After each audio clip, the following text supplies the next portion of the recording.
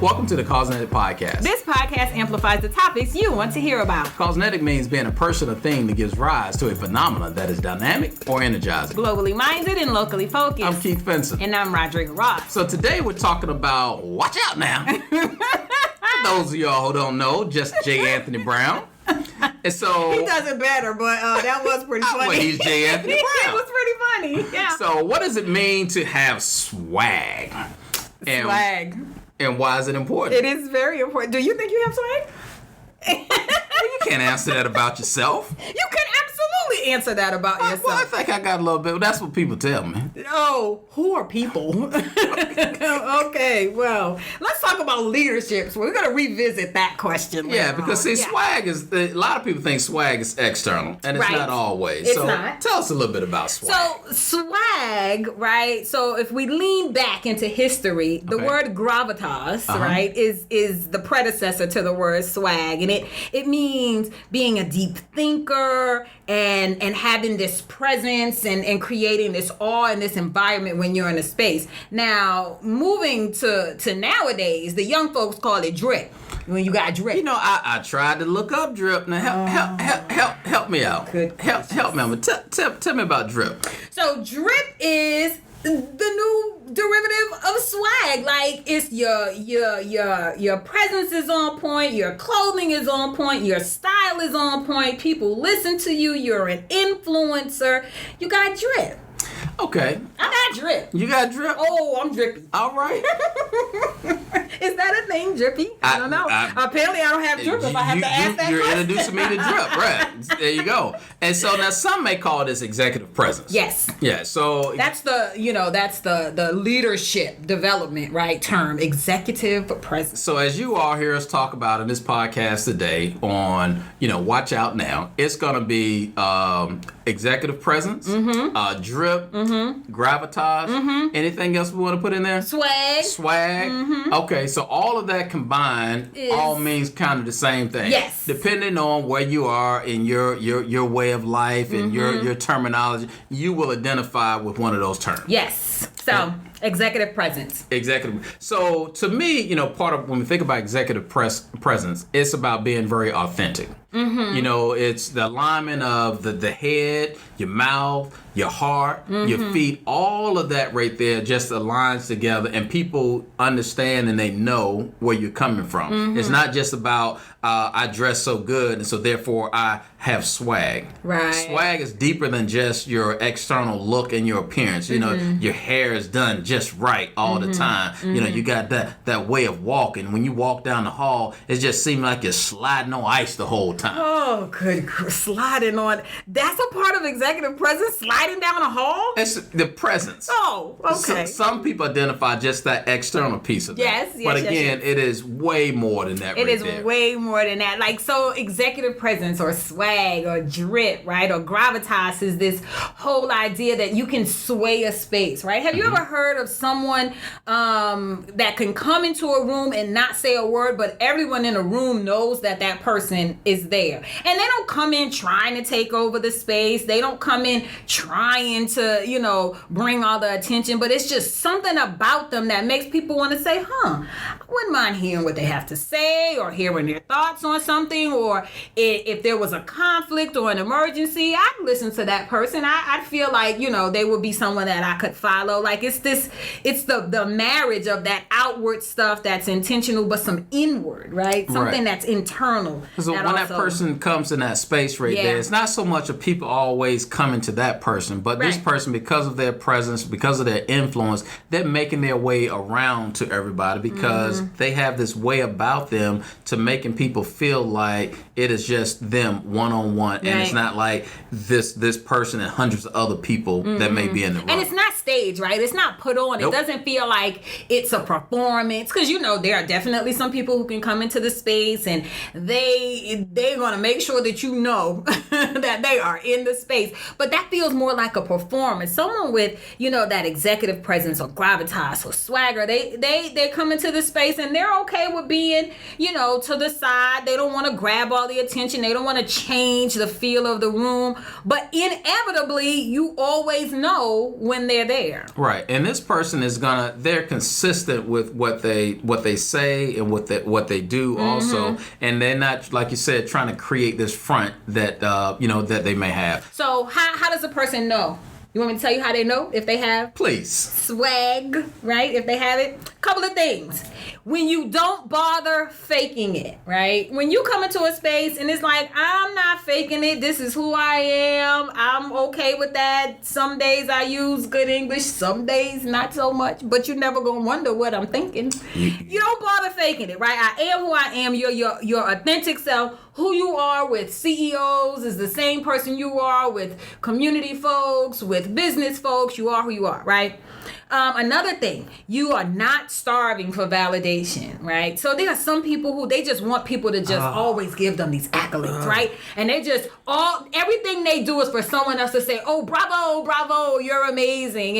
And people who have swag is like, I looking for the pat on the back. Right. People who have swag, they're not starving for that validation. If you give it, they're gracious, they accept it, but they're okay with not getting that from you. That's not going to deter them from doing what they need to do, right? Right. And so I think it's two things you take a look. Again, I think I mentioned earlier, external and internal. So when we talk about the external, there's that charisma that you have. Yeah. What's your attitude? What's your energy level like?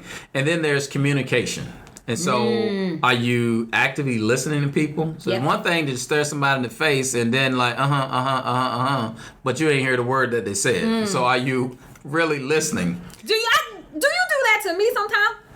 Never. And then also with that communication comes your body language. What's your posture? Are you standing up tall? Are you just leaning over and just looking all around when somebody talks? Are you actively listening to that? My grandma called it shifty-eyed. Don't be shifty-eyed, baby. Just be still and look at people when they talk to you. And then it's that credibility. What is your reputation like? And then some people will say, what's your personal brand? Yeah. And so your personal What's your personal brand? My personal brand is, I think people believe that I'm authentic. You think that? I think, people know where I am. Well, yeah. What you think?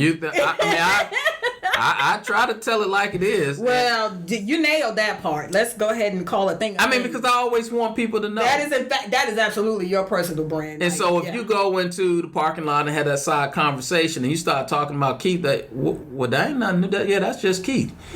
That's just right. That I would agree with that. So you got and a bow tie. A good bow tie is always going to be in the mix. Well, that's just the exterior part of things. And so, but let me talk about the internal. Okay, go ahead. And so with the internal part, there's that business competency. Like, so you got, what's the business intelligence? Are you a networker? How business savvy are you? So those things have to come to the table. Like, you got to be able to read your balance sheets, right? You got to be able to know how to budget, how to manage the money. Yeah. Like, you can't have swag and you don't know how to manage the money, or else I call that broke. Oh, okay. Well, yeah, and the fact is, if you have to have an authentic conversation with someone about some of those business practices and you don't know what you're talking about, you got to be savvy. That could be a kind of awkward conversation. And then again, stand on internal. How are you connecting? What are your interpersonal skills like? What is your relationships? How do you build relationships with folks? And how do you maintain the relationships?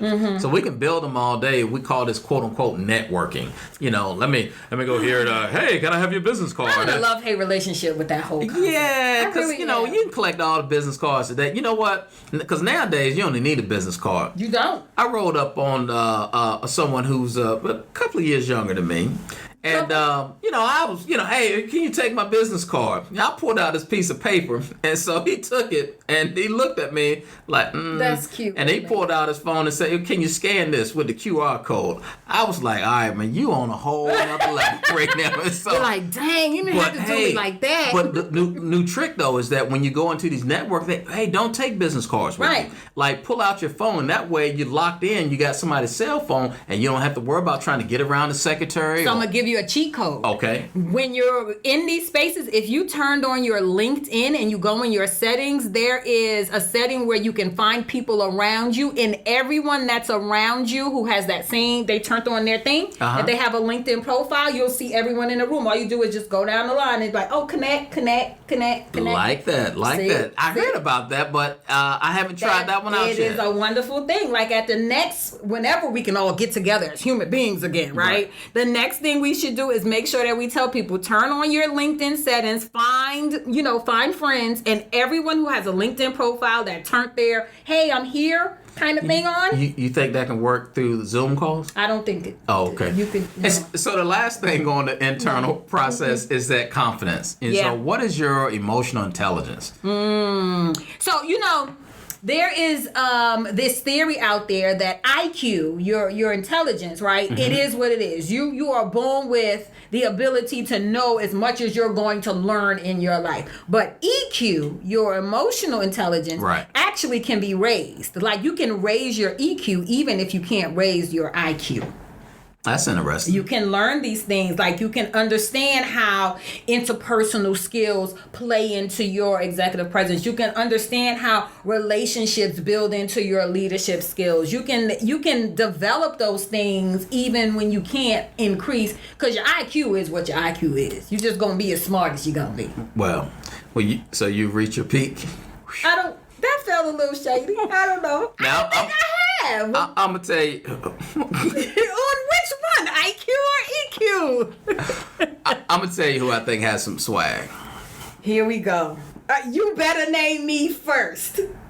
Nah, I'm going. No, I don't have swag, or no, I'm not first. Well, I'm just going with who I'm going with first. Okay. I'm going with my man Kirk Hazelbaker. Let me tell you.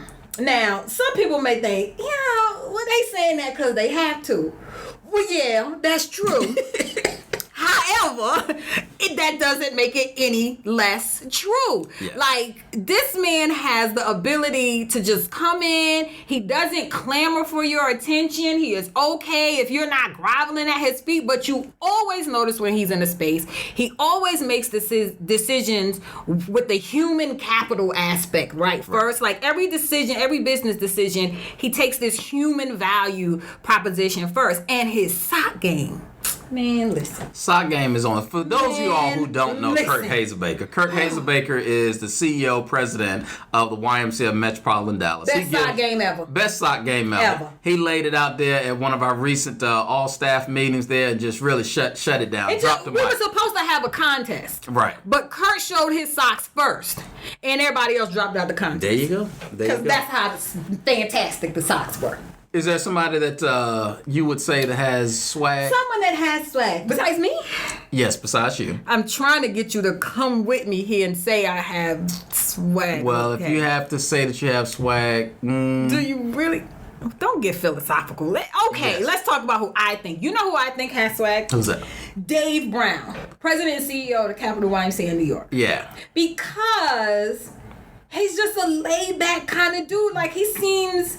unbothered, but not to the point where he doesn't care, just to the point like, y'all are not gonna get my pressure up. We're gonna do this thing, it's gonna happen, I'm confident, and let's make it happen. But when you have a conversation with him, he's funny and engaging, and he can relate to all kinds of stuff, and he gives you great advice. Like, he really does have this presence that, like I said, he's authentic. He seems unbothered. His intentions are always clear. He's never starving for validation. He's just not a fake kind of guy. But see, I'm going to go with also Andrew Reese Hawkins. Okay. President, CEO of... With the red bottoms. I seen it at times. In Washington, D.C. And man, yes, I just remember being a young program director when I first met her. Starstruck, me too. Yeah. I wanted to get her autograph, but I thought it was creepy. Right, I thought it might be kind of creepy. I mean, just commands presence when she walks into the room. Just classy all the time. Yeah.